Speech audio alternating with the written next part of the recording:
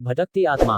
मैदानी भागों में भी अगर किसी कल बहती नदी के किनारे कोई छोटा सा गांव हो, आसपास में हरियाली ही हरियाली हो, शाम के समय गाय बकरियों का झुंड इस नदी के किनारे के खाली भागों में छोटी बड़ी झाड़ियों के बीच उगाई घासों को चर रहा हो, गाय रह रहकर रंभा रही हों, बछड़े कुलाछे भर रहे हों, वहीं कहीं पास में ही एक छोटे से खाली भाग में चरवाहे गुल्ली डंडा या चिक्का कबड्डी आदि खेल रहे हों और छोटी छोटी बातों पर भी तर्क वितर्क करते हुए हंसी मजाक कर रहे हों, पास के ही खेतों में किसान लोग खेतों की निराई गुड़ाई या जुताई कर रहे हों, रह रहकर कहीं सुरती ठोंकने की आवाज आ रही हो तो कोई किसान खेत जोतने के बाद कांधे पर हल उठाए गाँव में जाने की तैयारी कर रहा हो, कुछ घसगरहीन घास से भरे खांची को सर पर उठाए, हाथ में हंसुआ और खुरपी लिए घर की ओर जाने के लिए उतावली दिख रही हो और उसी समय कोई चिंतक वहीं आसपास नजरे गड़ाए ये सब देख रहा हो तो उसे ये सब देखना या महसूस करना किसी स्वर्णिम आनंद से कम नहीं होगा।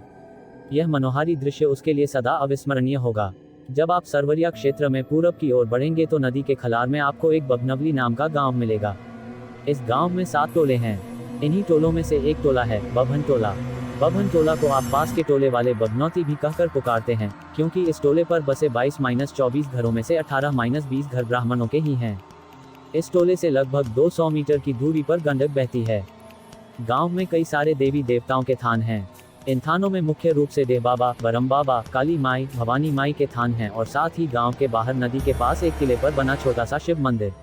अगर कभी आप किसी सुरम्य पर्वतीय क्षेत्र का दर्शन किए हों और उसकी खूबसूरती के कायल हों और उसके बाद मैदानी भाग के इस छोटे से टोले रूपी गांव में जाने को मौका मिल जाए तो हर हालत में यहाँ का सुरम्य वातावरण, गंवई सादगीपूर्ण परिवेश आपको मंत्रमुग्ध कर देगा और आपके मुख से बरबस ही निकल पड़ेगा कि इस भौतिक संसार में अगर कोई अविस्मरणीय मनोहारी स्थल है तो बस वह यही है। एक बार की बात है कि एक विदेशी पर्यटक दल घूमते घामते इस गाँव के पास आ पहुंचा।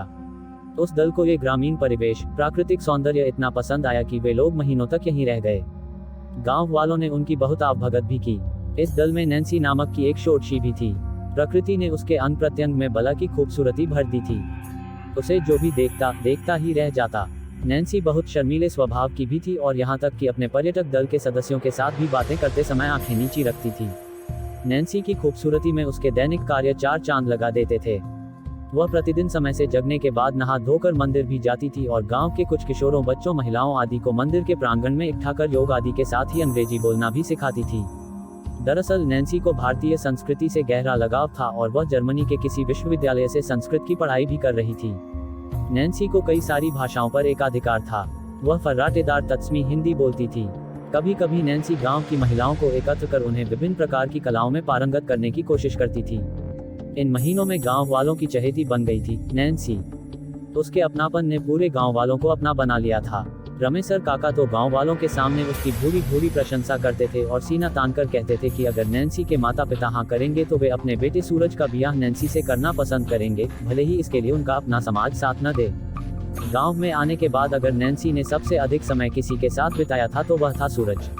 नैन्सी कभी कभी सूरज के साथ खेतों के तरफ भी निकल जाया करती और उसके साथ मेड़ पर बैठकर गन्ना खाती, बहुत सारा बतियाती और हिरनी की तरह कुलाछे भरती गांव में आ जाया करती। कभी कभी जब सूरज गाय बैलों को नहलाने के लिए नदी पर जाता तो नैन्सी भी उसके साथ जाती और मवेशियों को नहलाने में उसकी मदद करती। पुआल का लुड़ा बनाकर गायों बैलों के शरीर पर मलती, गायों बछड़ों को दुलराती और किसी गाय का पगहा पकड़े कोई विदेशी गीत गुनगुनाते सूरज के साथ लौट आती। कभी कभी किसी बात को लेकर नैन्सी और सूरज लड़ भी जाते, पर ये तकरार बहुत अधिक देर तक उन्हें एक दूसरे से दूर नहीं रख पाती। कहीं न कहीं सूरज और नैन्सी के दिल के किसी कोने में प्रेम अंगराई लेने लगा था, प्रेम की लौ जलने लगी थी, पर वे दोनों अनजान थे इससे।